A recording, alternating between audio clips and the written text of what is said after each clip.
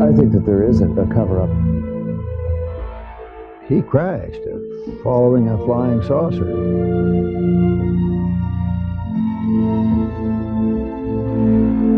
No government is going to admit that this is going on, the most important event in human history. Secrecy and democracy are by definition incompatible. An electorate which is denied information is stripped of its ability to make informed decisions. Yet the vaults of official Washington are bulging with classified factoids and squirreled away dossiers. The so-called black budget from which classified military programs are funded has ballooned to $34 billion a year, larger than the total defense budgets of every other nation except Russia. Yet those programs are completely hidden from the American public and all but a handful of elected officials. Conventional wisdom dictates that secrets can't be kept, that Washington leaks like a sieve, and that every story gets told eventually, especially a story as potentially explosive as UFOs. But let me tell you, don't think for a moment that secrets can't be kept. The American taxpayer would have a fit if he knew where some of his tax money was going. Find me a civilian organization that's got a radar. Find me one that's got a fast jet. Find me, all of those things. Detect any kind of electronic countermeasures equipment, what have you. Satellite detection. Those things belong to the government. So whatever body of good data exists on UFOs, the government has it, only because they're the ones capable of collecting it. There are no secrets better kept, wrote George Bernard Shaw, than those secrets that everybody guesses. Who among us has not heard about an alleged UFO cover-up?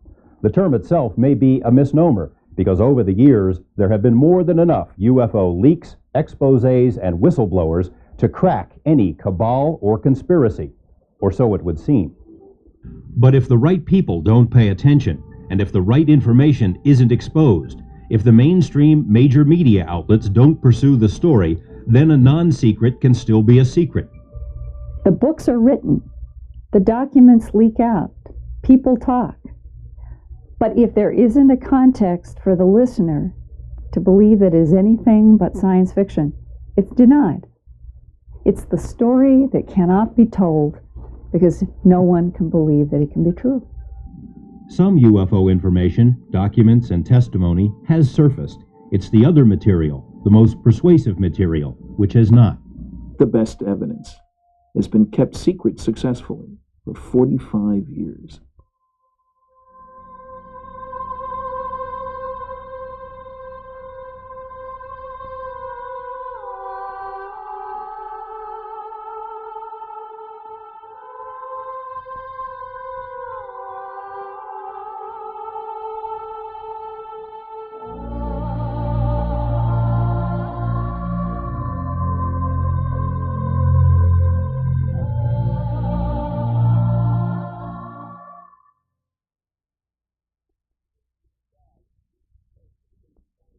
You'd be surprised the folk has seen things and afraid to tell anybody about it. Former Nashville, Tennessee Councilman George Darden has never seen a UFO, but he thought he knew a good deal when he saw one. He was wrong. Darden hoped he could create a few jobs and some tourist income by building, with city funds, a UFO landing pad, sort of a Nashville-style welcome wagon for visitors from the Crab Nebula and beyond. The plan was defeated by a council vote of 27-1. Got one vote, which was a start. That was my vote. Darden then tried to build the project with his own money, but was denied necessary permits by his skeptical, amused colleagues. The newspapers had a lot of fun at his expense, and the councilman even landed himself on the Joan Rivers show. Politically, he was doomed, and so was his idea. People have come right here in front of my house in tour buses because it came on the radio that I had built it in my backyard, which I had not.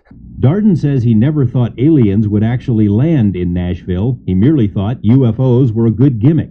What he didn't know is that the seeds of his demise had been planted decades before by intelligence agencies who secretly plotted to make certain that the media and the public would never take UFOs too seriously, and that anyone who did take UFOs seriously would be subjected to ridicule and laughter. And all the way through, you can trace a deliberate pattern of disinformation, deception, the laughter curtain, the ridicule, the debunking, The UFO bashers that come out, there's still a few of them around, and say that anybody involved with UFOs is a crackpot. And I fault the media for that. They've never, ever taken the time to look at the reality of it, to look at the evidence and talk to the people who have first-hand knowledge. They go out and they'll talk to some poor yo-yo who's wearing a beanie with a couple of antennas up there, who said, I've been aboard this ship and I went to Venus and I had a love affair with... Well, the media focuses in on that guy, but they won't focus in on a scientist or retired military or a police officer who can tell them firsthand what I've seen and what's happened and what I know. August 1950, Missoula, Montana. A photographer captured movie footage of two silvery disc-shaped objects. The Air Force said it didn't know what the objects were, but that it was possible the craft were Air Force jets. 3 years later, a panel of CIA scientists dropped the word possible from the file and declared that the objects were jets, contrary to other evidence. Tremonton, Utah, July 1952. A Navy photographer filmed a formation of flying objects, which he later described as disc-shaped craft. The Air Force and Navy extensively analyzed the film, decided it didn't show planes, balloons, or birds, but didn't say what the objects were. The following year, the same panel of CIA scientists decided, after just a few hours, that the film showed seagulls. Wisconsin, 1952. A formation of UFOs is confirmed on radar. Bermuda, 1954. Again, radar captures images of craft described as UFOs. In the late 40s and early 50s, it became abundantly clear to governments around the world that something unusual really was flying around, something that was seemingly beyond any known technology. Rather than admit their ignorance and confront the issue head-on, governments did then what they tend to do today. They lied. I think, in a nutshell, that the government painted itself into a corner about UFOs for very legitimate reasons 45 years ago. And I think the paint's still wet. They didn't know what to do about it. Flying saucers. Lonnie James spent 26 years in the Air Force, mostly as a radar operator, and says he and others tracked UFOs on numerous occasions in New Mexico, Texas, and North Dakota. Higher-ups would routinely issue lame excuses. We picked up an aircraft, or a blip, I should say, on the radar scope that was acting very strangely, making 90-degree turns on the scope. We watched it on the height finder first, and it appeared to just rise in height and descend at will. We don't have any idea where they're coming from or what they are. And it's being suppressed by our own government. The individual who told us it was a weather balloon or who told us it was a missile from White Sands had to be an idiot. Total idiot. This former Air Force officer doesn't want his identity revealed, but recalls daylight UFO sightings while stationed in Alaska. They appeared to be discs of some kind or another, and silver in color. And they were just sitting there, perfectly stationary. As the jets proceeded to go after them in different groups, they came back together again at incredible speed. It was just like the blink of an eye. Nobody knew what they were, and they were completely beyond our capability, and we knew, we thought we knew the capabilities of the Soviets at the time. They didn't have anything better than the MiG either.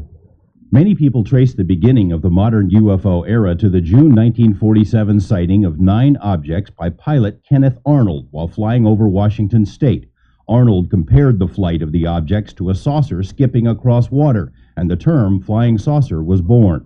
In reality, sightings had been taking place for years before Arnold's brief encounter. During the final months of World War II, air crews on both sides of the war frequently encountered strange, almost playful balls of light, which came to be known as Foo Fighters. We thought they might be Nazi secret weapons. The Germans and Japanese thought they were ours. After the war, thousands of so-called ghost rockets were reported over Europe, especially Scandinavia. We suspected they might be Russian weapons. The Russians thought they were ours. UFOs burst onto the American scene in 1947. Kenneth Arnold's was one of nearly 900 sightings that summer. In early 1948, a military pilot, Captain Thomas Mantell, chased a UFO over Kentucky. Mantell radioed back that the object was metallic, of tremendous size. A few minutes later, his plane crashed, and Mantell was dead.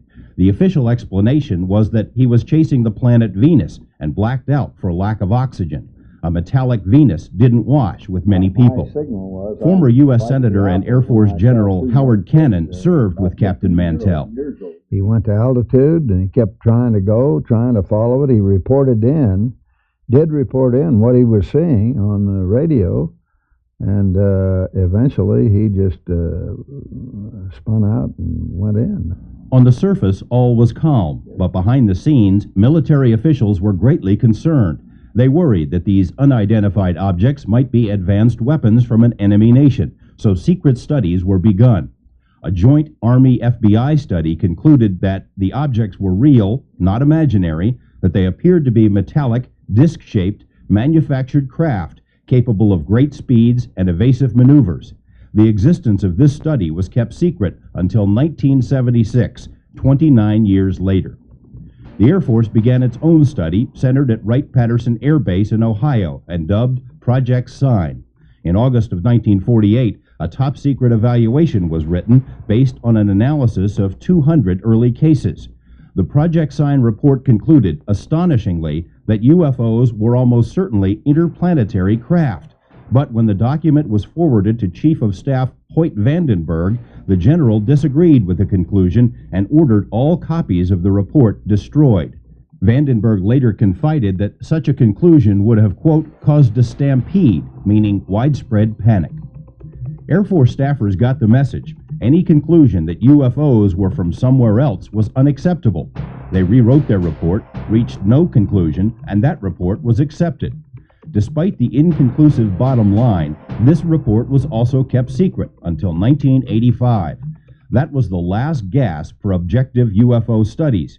Project Sign was renamed Project Grudge. According to a later congressional report, the primary job of Grudge was to explain all UFO sightings. Even with this mandate, Grudge staffers still found they could not explain 23% of UFO incidents. Their final report chalked up these unknown sightings to, quote, psychological explanations, the first official declaration that people who see flying saucers are crazy. The government has been aware since the late 40s at least that we are dealing with, in many cases, solid vehicles, not from this earth, that they are powered by extremely advanced propulsion systems, and that in some cases occupants have been seen. The Air Force went to great lengths to convince the public there was nothing to worry about. When tens of thousands of people from the Dakotas to Mexico witnessed a formation of bright UFOs, the Pentagon dismissed it as a misidentification of the constellation Orion, even though at the time Orion could only have been seen from the other side of the Earth. When witnesses reported the apparent landing of a UFO at White Sands, New Mexico, the Air Force determined that what had been seen was the planet Venus, to which one scoffer replied, "What an historic occasion, the night Venus landed on the gypsum flats of New Mexico." The joke making the rounds in those days was that for every 200 UFOs sighted, the Air Force could explain away 210.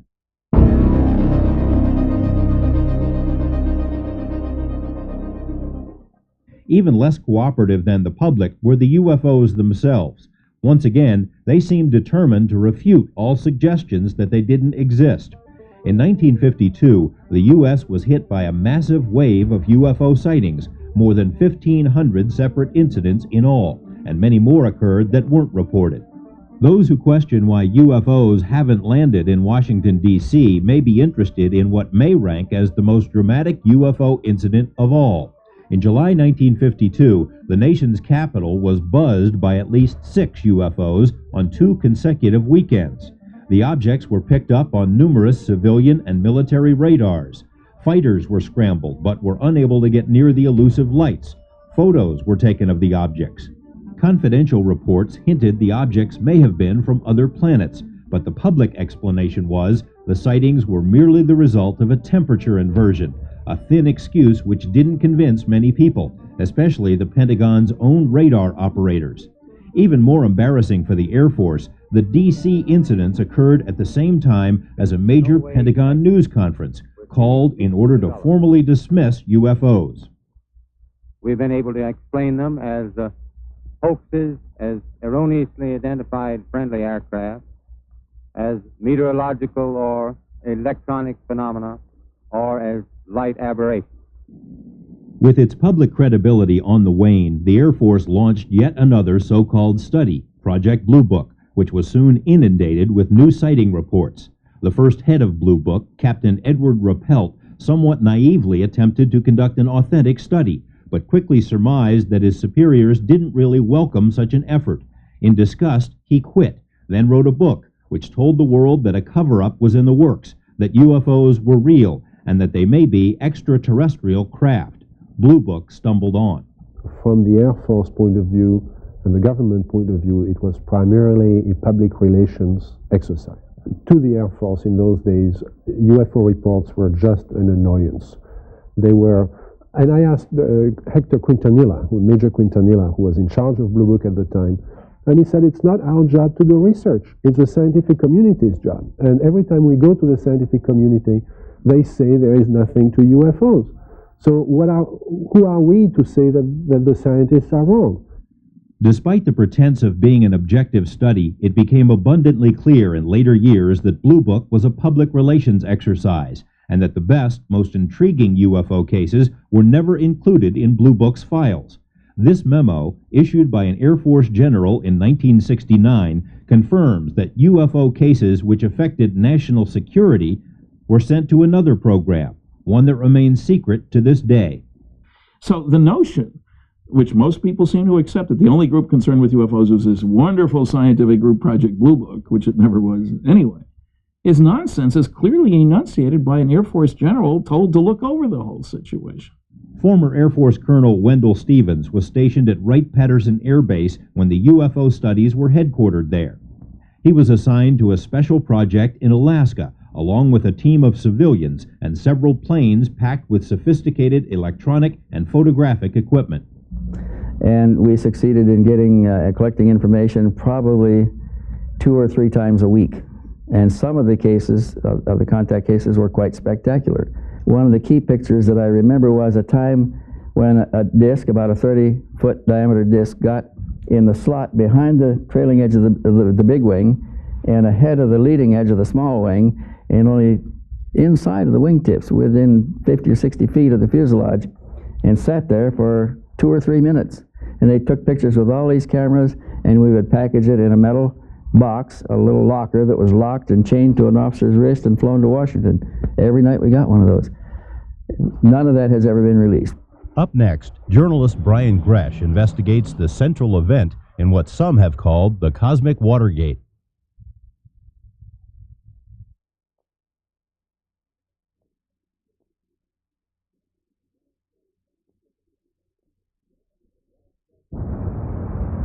The town of Roswell, New Mexico isn't much different today than it was 45 years ago, when it became the unlikely setting for what may rank as the greatest cover-up in history.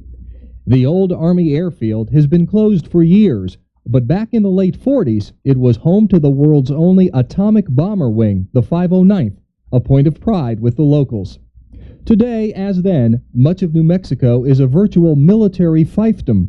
Kirtland Air Force Base in Albuquerque was and is the state's largest employer. Los Alamos Lab and White Sands Missile Base are still key players in the nation's defense establishment. If someone had wanted to get a clear picture of America's military capabilities back in the 40s, New Mexico would have been the place to be.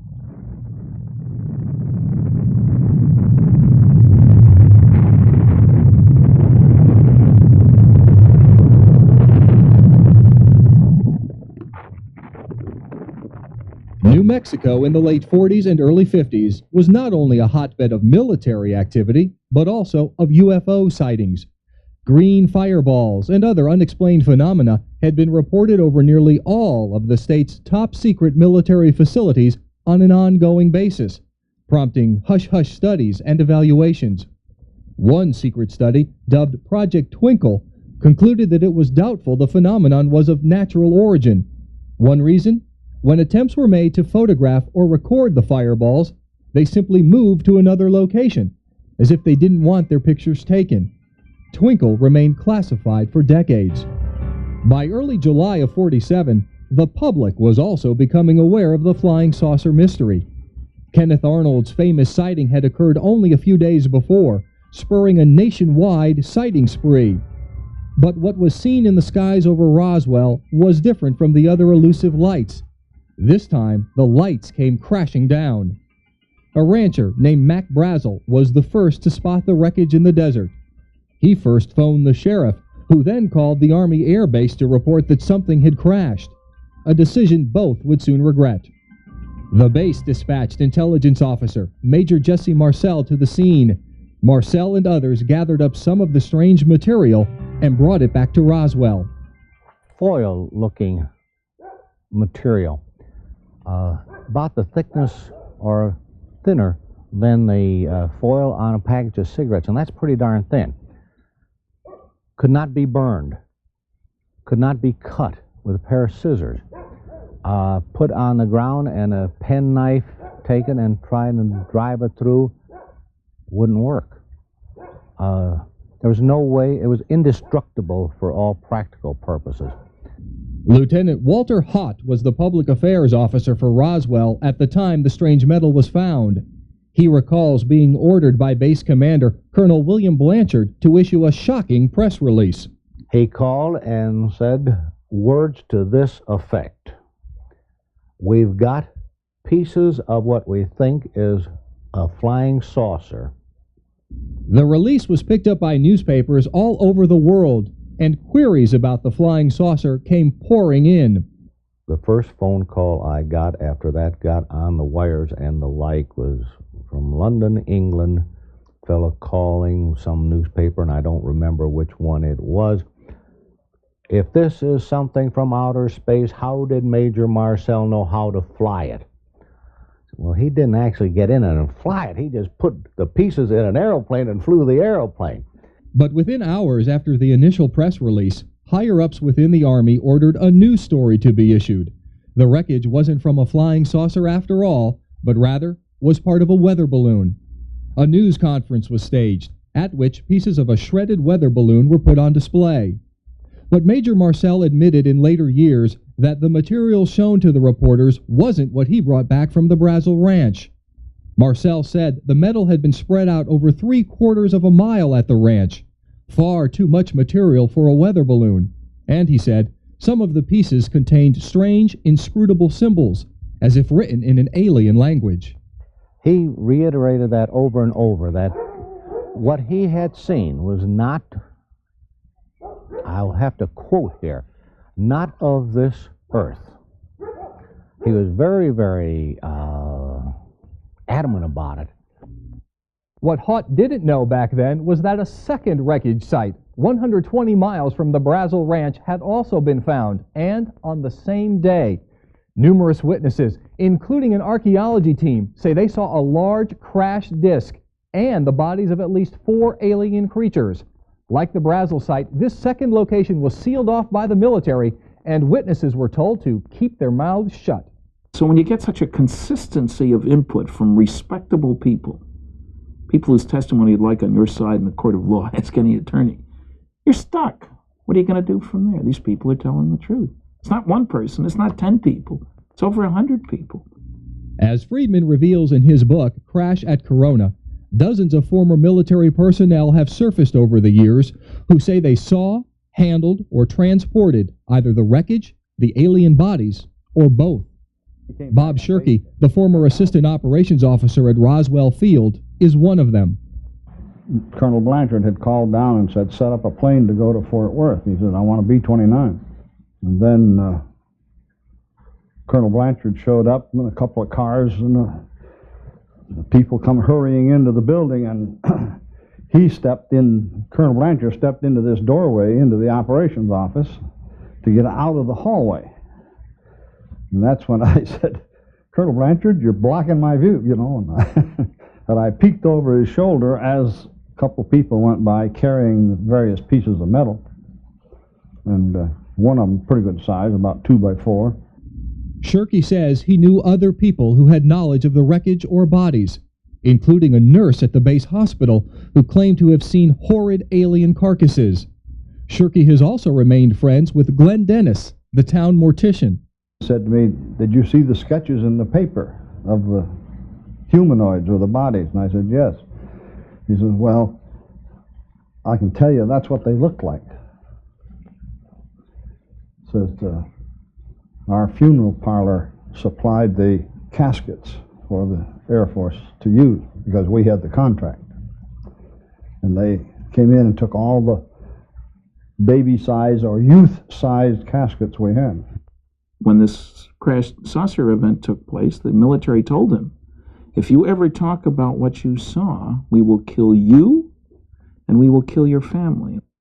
While a cover story was being spoon-fed to gullible media, more dramatic steps were taken to ensure that the story of the saucer and bodies would spread no further. Mac Brazel, for instance, was held incommunicado for a week, and when he finally re-emerged, had changed his story about what he found. Sheriff George Wilcox confided in later years that the lives of his family had been threatened by the military unless he kept out of the investigation. His own samples of the strange metal were seized. A Roswell radio station was ordered by the FBI to cease transmission of a story about the crash. But the most effective subterfuge involved the transport of the alleged alien flotsam. Witnesses and records indicate that some of the material was immediately flown to Fort Worth, then on to Wright-Patterson Air Base in Ohio, and perhaps to Washington, D.C. The official Army story is that once the weather balloon mix-up was discovered, plans for transporting the material were canceled altogether, a statement that is demonstrably false. Pilots who flew the material out of Roswell have confirmed the Army was lying. One pilot even claimed to have seen the alien bodies while in flight. This official FBI memo, dated July 8, 1947, clearly indicates that a, quote, disc was being transported from Roswell to Wright-Patterson by a special plane for examination. Wendelle Stevens was at Wright-Patterson back then and remembers far more furor than should have been generated by a weather balloon. My immediate superior, who was Colonel Albert Boyd at the time, later became 3-star General Albert Boyd and the commander of the Edwards Air Force Base Flight Test Center. He was my immediate superior, and he was one of the officers that flew General Twining out to Kirtland Air Force Base on the night of the 3rd of July. More than 200 witnesses in all have now come forward with bits and pieces of information about the New Mexico events, much of it first-hand information. Yet the official files of those agencies charged with investigating UFOs over the years contain virtually nothing about the case, not even files which might discredit it. There is more than enough evidence to suggest that something extraordinary happened in the New Mexican desert back in 1947, and that the military went to great lengths to hide the truth. We have the general who took the call from Washington saying to cover it up. We have the rancher, his son, the people around him, neighbors that he talked to. They come up with a consistent story, descriptions of the not only the wreckage, but how he was treated by the government. We have the media people in the town of Roswell. Some of them are still alive. We have the guy who put out the press release. He's never changed his story in the 14 years since I've been talking to Walter Haut. We have the FBI memo. Even more unsettling is the possibility that there have been other crashes and other cover-ups. UFO researcher Linda Howe says she has been shown documents by military officials which refer to several saucer crashes and recoveries. Bill Moore, who co-authored the first book on the Roswell affair, says he has been shown similar documents. And Timothy Good has heard credible testimony from some of the best-known military leaders of this century. General George Marshall was supposed to have something to do with it. Marshall became quite forthcoming and admitted that there had been contact with UFOs and that there had been at least 3 crashes and occupants had been recovered, and he went on to say that the occupants of UFOs were hoping to eventually adapt to the atmospheric conditions on this planet. If there have been crashes and recoveries, If alien wreckage and even bodies have been found, where are they? What's being done with the proof? And why can't the public be told? More on these topics is still ahead.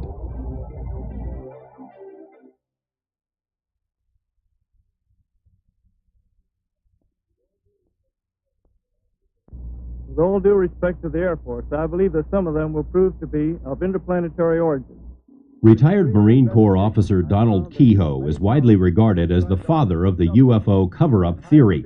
In books, magazines, and broadcast appearances during the 50s and 60s, the bulldogish Kehoe became the single most painful dagger in the belly of the Air Force, a relentless crusader who relied on his own military sources to expose Pentagon lies about UFOs, and there were plenty.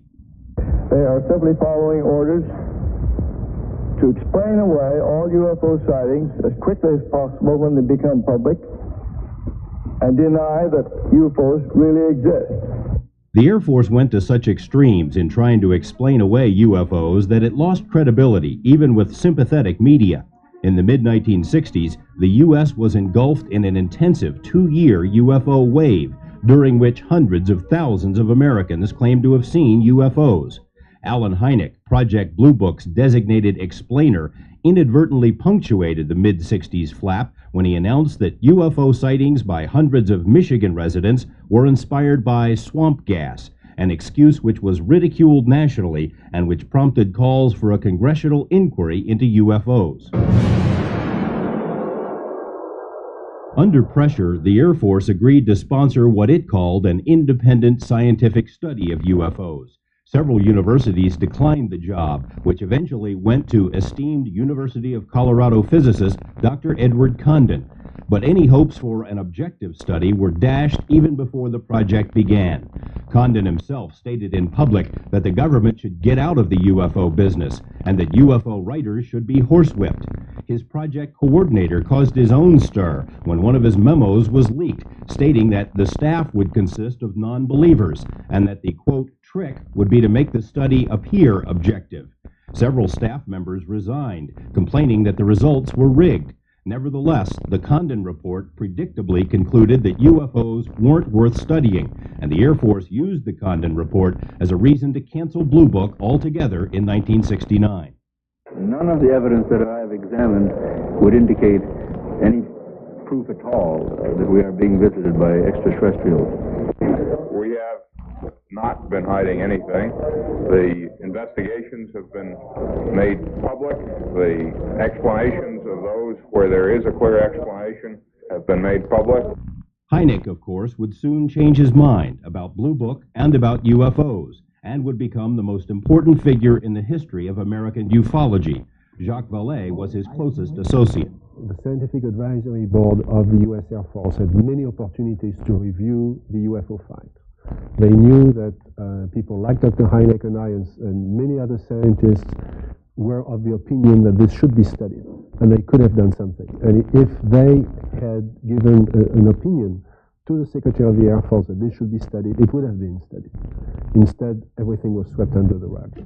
The Air Force contention that UFOs were not a threat to national security was contradicted over and over by the military's own files. A secret order issued in 1960 to all Air Force commanders stated flat out that the Pentagon considers UFOs to be, quote, serious business, and no wonder. UFOs had been seen most often over sensitive nuclear and military installations, including Oak Ridge National Lab, Los Alamos, White Sands, Savannah River, and dozens of other defense installations. Anybody would recognize that if you have a base at which there are stored nuclear weapons, and a vehicle has penetrated your air cover and goes right down the runway, that has national security implications. That kind of sighting is far more interesting to me than some light in the sky meandering along. So, on the one hand, we have this popular impression, repeated as recently as a few months ago by an Air Force spokesman, that there isn't anything that affects national security, and Blue Book was it. Well, that's absolute nonsense, and we've had the records to prove that for a long time. One indication of the Air Force's true view of UFOs was found in this chapter from a military textbook being used at the Air Force Academy in the late 60s. The Air Force was teaching its finest cadets that the UFO phenomenon has been global in nature for 50,000 years, that it is not psychological, that some UFOs appear to be craft controlled by aliens, and that there may be as many as 4 types of aliens visiting this planet. The Air Force's own words. When word of this chapter leaked to the public, it was pulled from the curriculum. Another indication of how seriously UFOs were taken was the level of secrecy assigned by the Pentagon. And it has been covered up. It was classified higher than the hydrogen bomb back in 1950. And it's still classified way, way above top secret. One source for this information was Wilbert Smith, one of Canada's leading scientists during the 1950s. In this formerly top-secret memo, written for Canada's Department of Transport, Smith revealed that he had had high-level meetings with American scientists concerning UFOs, that flying saucers were real, and that they were classified higher than the H-bomb in the U.S. Smith also indicated that material from crashed saucers had been recovered by the Americans. One of Smith's American contacts was the late Dr. Robert Sarbacher, one of the most respected scientists of this century and a contemporary of Einstein and Oppenheimer. In letters and personal interviews from the early 80s, Sarbacher conceded that he had told Wilbert Smith about recovered saucers and alien bodies, things which, quote, didn't originate on Earth. Sarbacher says he was invited to work on these materials, but never did. He also named several other scientists whom he said were definitely involved, said he'd received briefings on the topic while working at the Pentagon, and that the entire matter was the most classified subject in the U.S. government. Because of Sarbacher's scientific stature, many researchers consider his statements to be the most significant ever made on the UFO topic. The Canadian government wasn't the only one to learn about America's saucer secrets. Former NATO staffer Robert Dean says he read a top-secret briefing document prepared for American allies.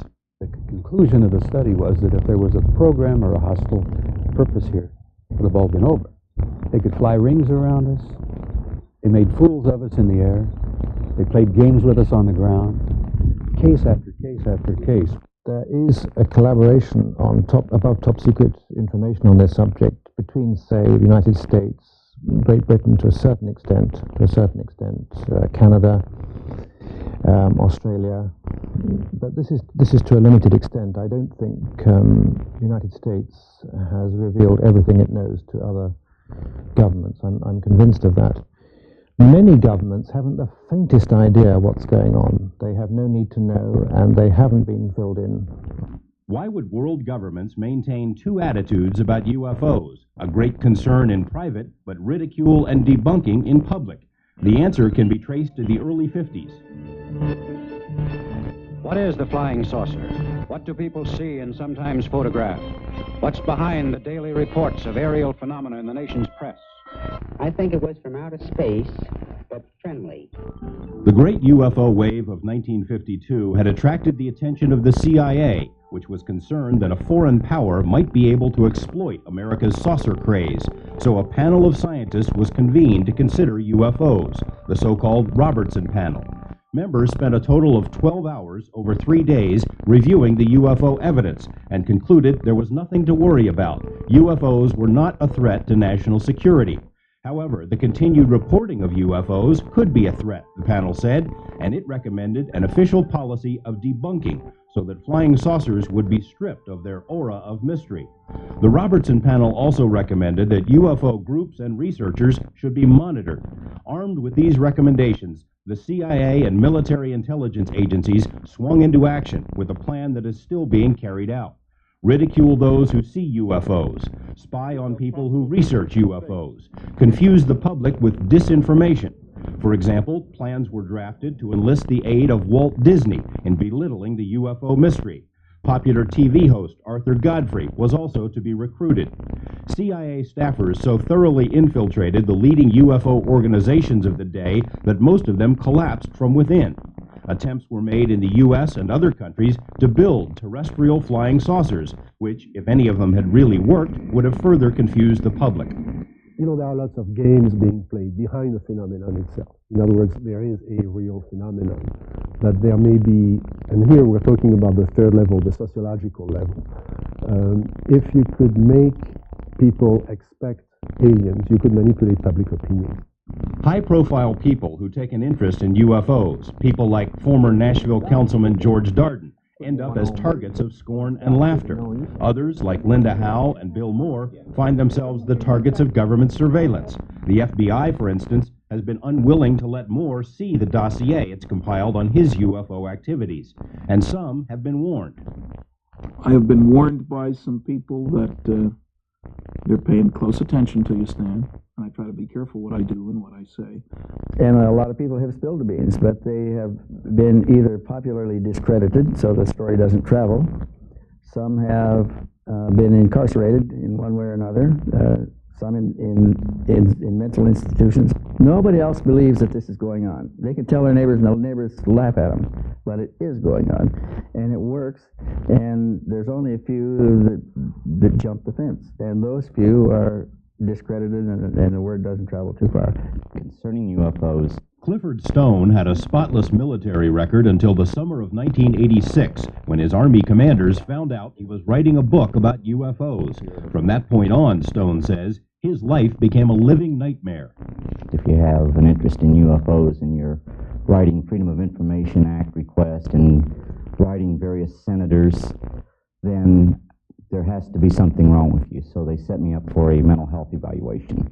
Upon my return from seeing the legal advisor, they had already moved everything out of my office. I'd been relieved of duty. They set up an office for me down in the basement. I was not to have any contact with any of the other cadre. As a matter of fact, the other cadre were scared that if they were seen talking to me, that they would be in trouble. They were talking court-martial. Stone says he developed several high-level military sources who convinced him the cover-up is real. My executive officer, who started all this, called me in. He told me, he says, what difference does it make to you if we have 50 captured saucers? My response to him was, and I remember this to this day, sir, you have the luxury of not knowing the truth. Unfortunately, I do not share that same luxury. People with far more clout than Cliff Stone have also been thwarted in their efforts to find out what the military knows about UFOs. During his campaign for president, Jimmy Carter vowed to open all UFO files if he were elected. News articles hinted that Carter was preparing to make an unsettling announcement about UFOs, but it never happened, and to this day, he declines to say why. Senator Barry Goldwater, a former Air Force general who also served as chairman of the Senate Intelligence Committee, would presumably have the power and the clearance to see anything in the military's arsenal. But when Goldwater asked to see the so-called Blue Room, where UFO material is supposedly stored, during a visit to Wright-Patterson Air Base in Ohio, he was told by General Curtis LeMay that it was none of his business, and he should never ask again. Former Nevada Senator Howard Cannon is one of Goldwater's closest friends and says he and Goldwater discussed UFOs and the Blue Room several times. What Barry wanted to do is get in and find out what did they have. What could they say when he say he was turned down? I'm sure that had I gone to them and said I'd like to go in there, what's the useful purpose? You know, we couldn't come out and talk about that sort of thing and say, well, here's what we saw. First place, somebody would say we were lying, and it would serve no useful purpose, I think. Cannon, who also was an Air Force general, thinks Congress would have been told if crashed saucers had ever been recovered, but concedes that such secrets could be kept from Congress and the public. Well, they've kept some pretty good secrets over a period of time, and so I'd have to say that I'd have to believe that secrets like that could be kept. Getting copies of government UFO documents can also be a daunting task, in spite of the Freedom of Information Act. Simply put, if the government doesn't want you to see a file, you won't. There's no question that agencies of the United States government have been withholding on a regular, clear-cut basis, data about flying saucers, among them the CIA and the National Security Agency. Today, 99.9% of all UFO government documents are available in the National Archives. UFO debunkers like Phil Klass somewhat naively assume that the government has no interest in hiding UFO files because there's nothing in them. That view is not borne out by experience. The FBI, for instance, vigorously and repeatedly denied having any UFO files or any interest in the subject. But when the Freedom of Information Act was passed, the G-men reluctantly coughed up 2,000 pages of UFO documents, dating back to the very beginning of the modern UFO era. Write to the CIA to ask for its UFO files, and you'll be told the agency hasn't collected UFO information since the 50s. Yet official documents from the 70s and beyond refer to CIA UFO experts, CIA UFO studies, and the CIA monitoring the UFO situation. Military officials have also been caught telling UFO lies. Both the Air Force and the RAND Corporation denied any knowledge of a secret UFO study commissioned by the Pentagon. Yet, here it is. The RAND study acknowledged the reality of UFOs and said that a solution to the UFO mystery was a matter of the highest urgency. The National Security Agency, the CIA, Defense Intelligence Agency, FBI, many other agencies are withholding thousands of pages of documents on UFOs in the interest of national security. They admit that. For decades now, since the 1940s, all those agencies I've just referred to have denied any sort of serious involvement in UFO research. So they've been lying to us about that. In addition to lying about the existence of UFO documents, government agencies routinely censor those UFO files which they are forced to release. The trouble is, as you start to go through this document, you rather quickly find that a lot of it isn't really there. And I won't stop because you'll see how many pages are really full of good information.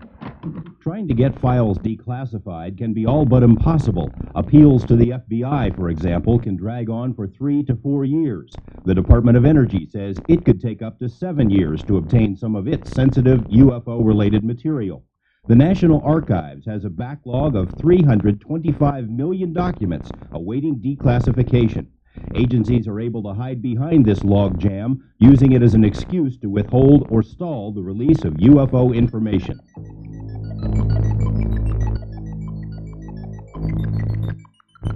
More disturbing than censorship, false denials, and stall tactics is government-sanctioned disinformation, which seemingly flows back to the CIA's Robertson panel. A recommendation that UFOs be demystified inspired intelligence agencies to muddy the flying saucer waters.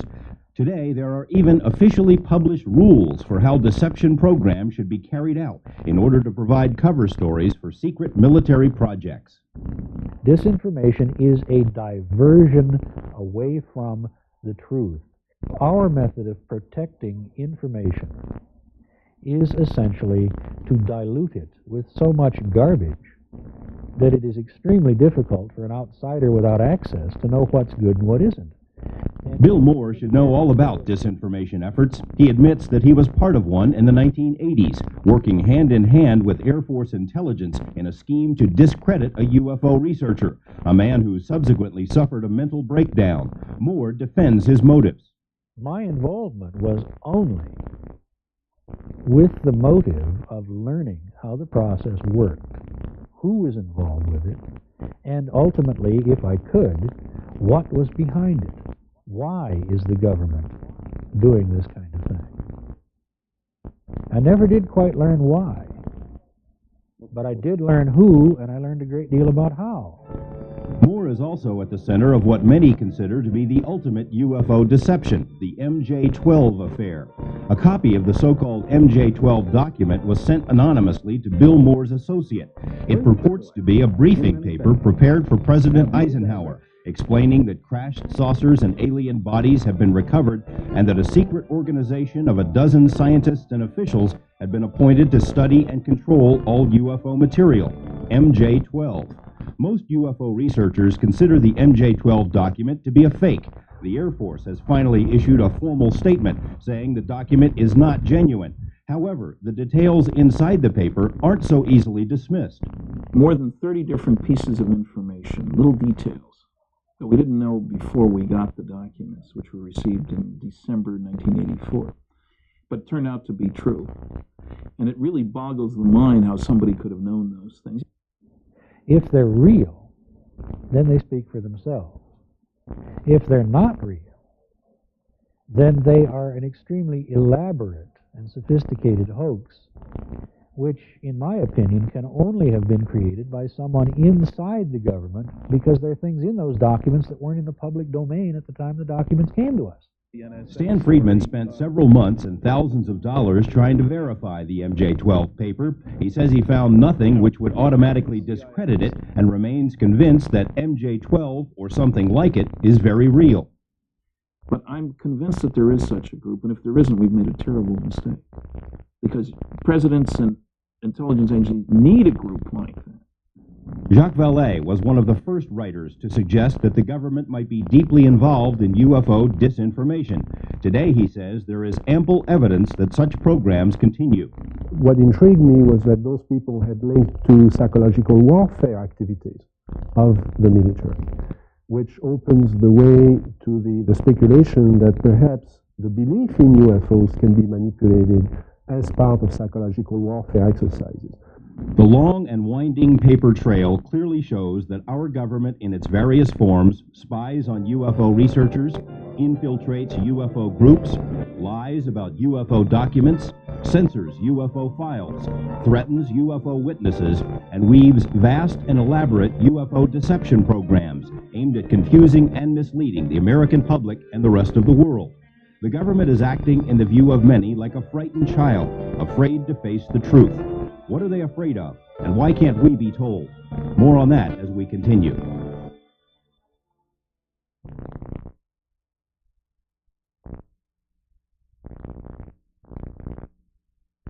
In the United States, any person who comes into contact with extraterrestrial beings or material can be locked up for an indefinite period, without so much as a hearing. Family members could also be incarcerated, and all property could be seized, based on an obscure rule buried in NASA regulations. Ostensibly, the law was meant to allow for the quarantine of astronauts, but its verbiage could be applied to any American citizen. The law typifies NASA's touchiness concerning ETs and UFOs. The space agency simply doesn't want to talk about such subjects. In 1977, for example, President Jimmy Carter asked NASA to resume studying UFOs because there had been so many inquiries from the public. NASA politely but firmly said, no thanks. The now canceled SETI program, Search for Extraterrestrial Intelligence, was renamed by NASA, in part because the space agency didn't want people to say it was looking for little green men, even though that's pretty much what it was doing. I think that there is a cover-up of sorts. I don't know to what degree it is, because of course it's very hard to tell what's information and what's disinformation. Former astronaut Bryan O'Leary has had first-hand experience with NASA's alien paranoia. Dr. O'Leary was recruited by NASA for a manned mission to Mars, primarily because of his extensive writings about the Red Planet. But when O'Leary took an interest in the so-called face on Mars and suggested it might even be the remnant of an ancient civilization, he encountered stiff opposition. I did an optical study of the face on Mars, and it took me 4 years to publish the paper. It was finally published in the Journal of the British Interplanetary Society. The first few attempts to publish it were turned down flat, and the reviewers made such comments as like, Dr. O'Leary shouldn't spend 1 microsecond of his time inquiring into something so ridiculous and so absurd. The mainstream scientists, when they start to look at these pictures, in fact, I know the person that first discovered them. His name is Toby Owen. He's a colleague of mine in planetary science, and he and some of the other people, when they started looking at the pictures, there was kind of a nervous laughter, almost like a teenager looking at pornography, saying, that looks like a face. But then when it comes time to go public, you have to be conservative, or else you might just blow your whole credibility. In 1993, NASA launched the ill-fated Mars Observer for the purpose of thoroughly photographing the Martian surface. Despite intense public interest in the face and surrounding features, NASA had to be dragged, kicking and screaming, into an agreement that the face region would be photographed. Even then, NASA said it may or may not release any such photos to the public, most likely because it didn't want to add fuel to the ET fire, a point made moot when the Mars Observer allegedly disappeared. Researcher Don Ecker is convinced that NASA has been taken over by the military. The fact that NASA over the last couple of years have been slowly but surely clearing out their civilian research personnel and have been bringing in retired military personnel. What this suggests is that NASA is going black. Journalist Ecker points to a 1991 mission of the Space Shuttle Discovery, STS-48, as an example of NASA's participation in a cover-up. This footage was taped from NASA's own satellite signals. It shows several anomalous objects floating in space near the shuttle, objects which NASA says were ice crystals, space debris, or both. But analysis by some of NASA's own consultants cast serious doubt on these excuses. At one point, the footage clearly shows an object make a radical shift in direction, in apparent response to a flash of light emanating from the shuttle.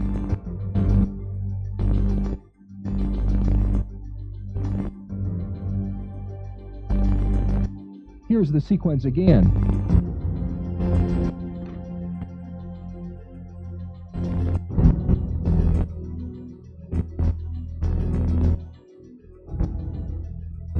Notice two other objects streaking across space at incredible speeds.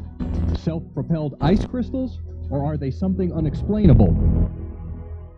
These objects, in fact, were not ice, were some type of manufactured vehicle, and they demonstrated a propulsion system that we presently on Earth either are not aware of, or if there are elements within the government that is aware of it, they're keeping it under wraps.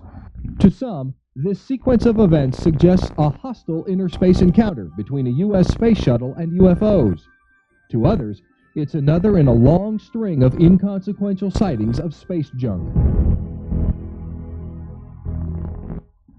The question of whether American astronauts have seen UFOs was settled long ago, even though no astronauts, current or former, are willing to talk about the subject today. Of the original Mercury 7 astronauts, at least 3 reportedly saw anomalous objects. John Glenn saw sparkling fireflies dancing around his capsule. The late Deke Slayton said he repeatedly circled a stationary UFO while piloting a fighter plane. And Gordon Cooper was so certain that the craft he witnessed several times while flying over Europe were of extraterrestrial origin that he wrote a letter stating his opinion to the United Nations. Cooper has since recanted his statement, but refuses to answer any questions about what he saw or why he changed his mind. In fact, none of the astronauts who supposedly saw anomalous objects were willing to respond to inquiries, including astronauts Frank Borman and James Lovell, who snapped this photo of 2 luminous objects from space, or James McDivitt, who confided in friends about his own UFO sighting while in orbit. They can't even tell their spouses, and I either get no answers or I get a very emotional response, almost embarrassment that, you know, that I even ask the question.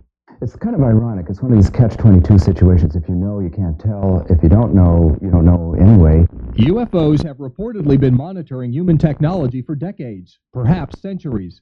They followed our planes and experimental vehicles, have been spotted adjacent to rocket and missile tests, and have done the same all over the world. What I have been told off the record by certain former members of the American space effort was that not only have there been UFOs encountered in many space flights and with the Russians, but that the Americans and the former Soviet Union had a very close covert relationship, working hand in hand in the pursuit of the overall UFO phenomenon. Under communism, Soviet leaders publicly scoffed at UFO reports, suggesting the whole matter was a capitalist plot. At the same time, the Russians sometimes used UFOs for their own propaganda purposes. They had launch sites that were secret, and when they launched a rocket, they encouraged the people in the area to believe that what they had seen in the sky was a flying saucer. They actually planted those stories. I think we've done the same thing. But the Russian military clearly knew that UFOs were real. Hidden in the archives of the Ministry of Defense is solid evidence of Russian UFO encounters, on Earth and in space. What's more, the Russian government knows that the American government knows. Because the Soviets got a jump on the U.S. in the space race, they also had the first outer space UFO sightings. Yuri Gagarin, the first man in space, reportedly saw UFOs during his flight, but said he was not permitted to talk about it. The second Russian in space not only saw UFOs, but filmed them. One frame of that film, showing several UFOs dancing around the capsule, was published in a Soviet magazine years later. Scientist Ramily Avramenko, one of the chief designers of Russia's Star Wars program, says the Soviet government knew UFOs were from somewhere else since day one of the space race. At that time, satellites in space were easily countable, but we also saw vehicles whose technical characteristics we cannot match even now. We saw tens of these in 1959. Surely the existence of these vehicles caused problems for the U.S. defense systems, because you are faced with this information as well. These still classified Ministry of Defense documents, never before seen in public, reveal that Russian spies learned a great deal about UFO encounters involving American astronauts. The Russians are convinced there were several direct encounters with UFOs while American astronauts were on the moon, and that the Americans haven't returned to the moon because we were told to stay away. Several high-ranking military and scientific sources confirm that the Russians knew much about the ongoing UFO cover-up in America. Retired Army Colonel Boris Sokolov was in charge of the Soviets' secret UFO projects for 10 years and says he knew that the U.S. military had constructed 40 UFO listening posts as part of its UFO research. I think America could learn something. I mean, after we gave lessons to the Russians for 40 years about freedom of and liberty and so on, and now they're publishing a lot of stuff. I doubted that they're publishing everything they have, but at least they are releasing a lot of material, and our military doesn't seem to have changed too much their attitude. The big question about the UFO cover-up remains. Why? Some final thoughts on that are just ahead.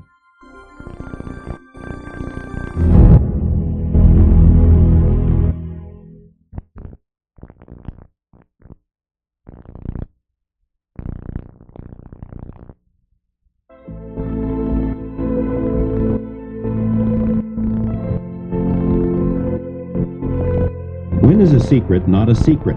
When everyone has heard it, but few pay attention. The UFO cover-up has been so well documented over so many years that it has seemingly become part of our popular mythology. It is not a myth. The government's own secret studies concluded decades ago that UFOs were real. Those studies were suppressed, then replaced by public relations shams. Schemes were hatched to ridicule the topic, to confuse the public, to hide the real information. An extensive paper trail reveals that many people had direct knowledge of the cover-up and that many others tried to get the information but were refused. Government agencies routinely lie about what they know. Other agencies issue ridiculous cover stories and disinformation. Scores of witnesses recall what may be the most important event in history. The government says nothing. Other witnesses, including some of our modern-day heroes, have seen the proof with their own eyes, but are ordered to keep quiet. Good people are threatened and harassed to maintain this non-secret secret. The best evidence makes it abundantly, indisputably clear that someone, somewhere, has a lot more information than the rest of us. I think that there are people who must have, people in Washington and elsewhere, must have a building full of data that I think the scientific community should have. Data that comes from radar, from sensors on Earth, from sensors in the ocean, and from sensors in space. There is a cover-up in the sense that they are keeping the data to themselves. And I think the greatest secret may be that nobody has any idea what those objects are. It almost seems as if the government is toying with us. Wright-Patterson Air Base is widely thought to have been the home to recovered alien technology. On the emblem for the base's aptly named Foreign Technology Division is this strange symbol. A joke on the public? George Adamski, the original contactee whose claims about visiting Venus have been largely discredited, was able to travel all over the world to deliver specious lectures with the help of a special high-level passport. Who gave it to him? President Ronald Reagan, who delivered 5 public speeches about a possible threat from outer space, held a special White House screening of the movie E.T., and afterward whispered in the ear of director Steven Spielberg. When the showing was over, Reagan got up, put his hand on Steve's shoulder, and said, "You know, fewer than 6 people in this room know the whole story." We can't say how many people, if any, know the full story, but certainly there have been many who know more than the rest of us, including some of the most trusted personalities of this century. Scientists like Hermann Oberth, the father of modern rocketry, who said that UFOs are from outer space and that contact had been established. Or his colleague, Wernher von Braun, who hinted that closer contact with an alien intelligence was imminent. Or General Douglas MacArthur, who predicted that our next great war would be an interplanetary war. Or General George Marshall, who also said contact had been made and that UFOs could wipe us out if they wished. Or Admiral Roscoe Hillenkoetter, first director of the CIA, who joined a UFO group after leaving government and who said that the next step is up to the aliens. Or famed scientist Robert Sarbacher, who told colleagues he was invited to work on recovered alien material and that the matter is the most classified subject in the government. Or Adolf Hitler, Joseph Stalin, and Winston Churchill, each of whom ordered secret UFO studies in their respective nations. Or future President Gerald Ford, who called for congressional hearings so that Americans could learn the truth about UFOs. Or President Jimmy Carter, who saw his own UFO and who wanted to open all government UFO files, but didn't or couldn't. Or Senator Barry Goldwater, who was denied access to UFO information, but who later wrote that a plan was in the works to let the public know the full story. So what is this plan, and when do we get to see it? The solution to avoiding acculturation would be one of indoctrination.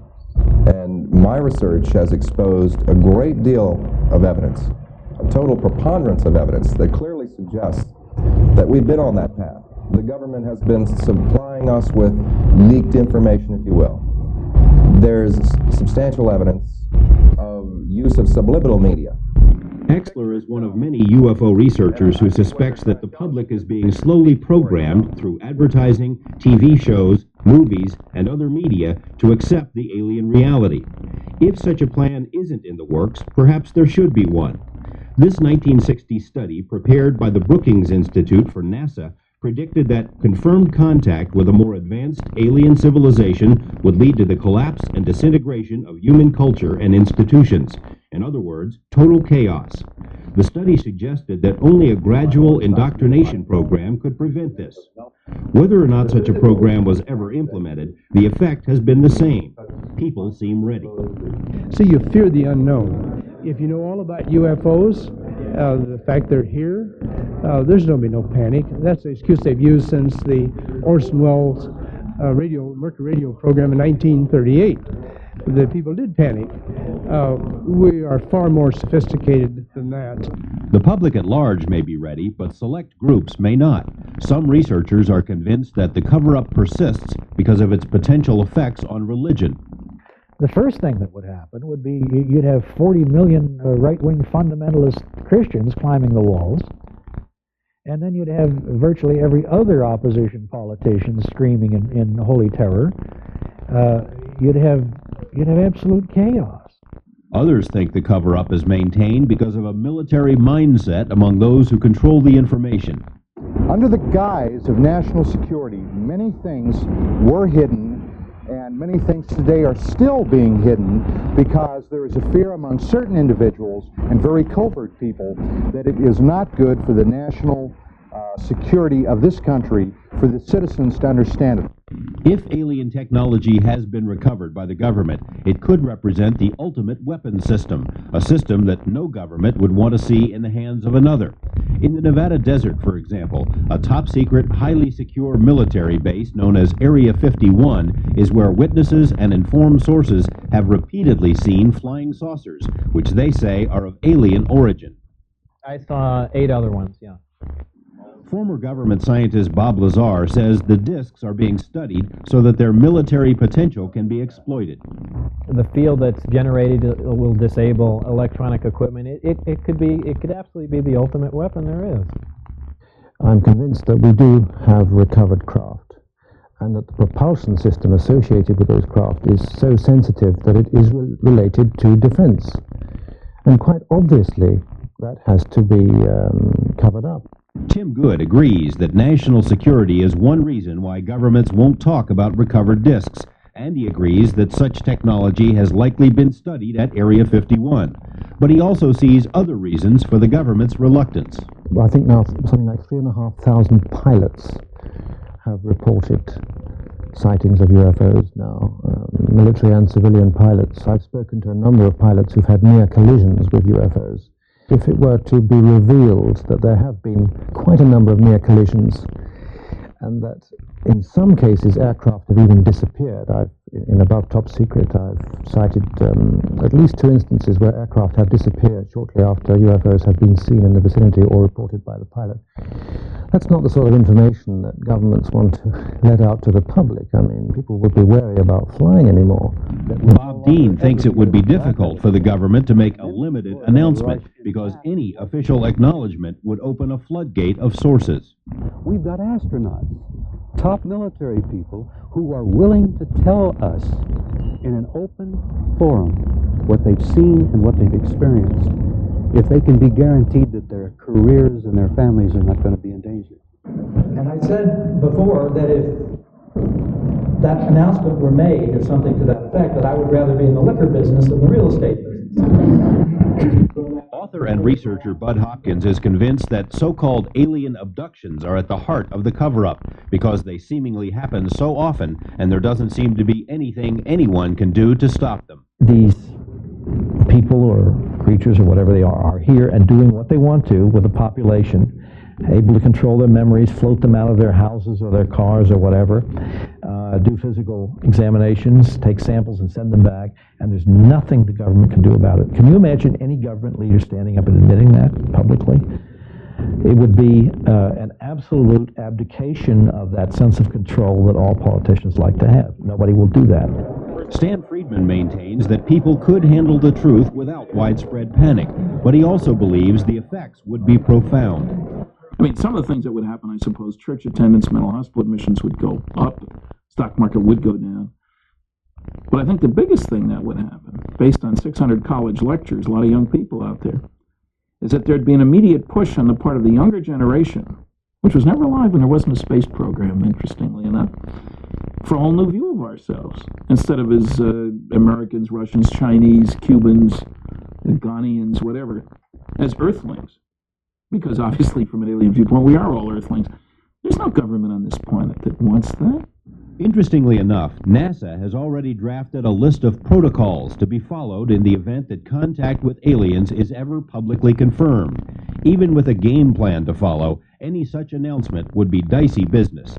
Let's say that the president decided to make an announcement. This is, if he made it today, this is what I think that he would say. Ladies and gentlemen, this extraterrestrial spacecraft are operating in our environments. They can fly circles around the best aircraft we have in flight. Where they come from, we do not know. Who is in them, we do not know. We do know they can paralyze anybody they want to at will, take them into their craft. We do not know if they represent a threat, but we know that they're here and there isn't a damn thing we can do about it. Thank you and good night. If the government can't issue a declaration, what about the visitors themselves? Although it seems as if their presence has become more obvious over the past few decades, there apparently has been no overt attempt at blowing the lid off the cover-up. It's quite obvious that the secrecy doesn't even originate with the government. Why don't the visitors land on the White House lawn and make themselves public? Why didn't they do that this morning? The reason is they themselves are the architects of the secrecy. I get the feeling that they don't want us to solve this feeling. I get the feeling that they want to protect the secrecy program. I get the feeling that they don't like what is happening in our society in terms of learning about them. If the visitors won't end the secrecy, and if the government can't, the burden for uncovering the truth falls to the public. The UFO question isn't something which belongs solely in the domain of tabloids, talk shows, or movies of the week. We all have a stake in the answer. I think the only hope for a decent future for this planet is an Earthling orientation. The easiest way to get it is to recognize that somebody's coming here, and to them, we are all Earthlings, like it or not.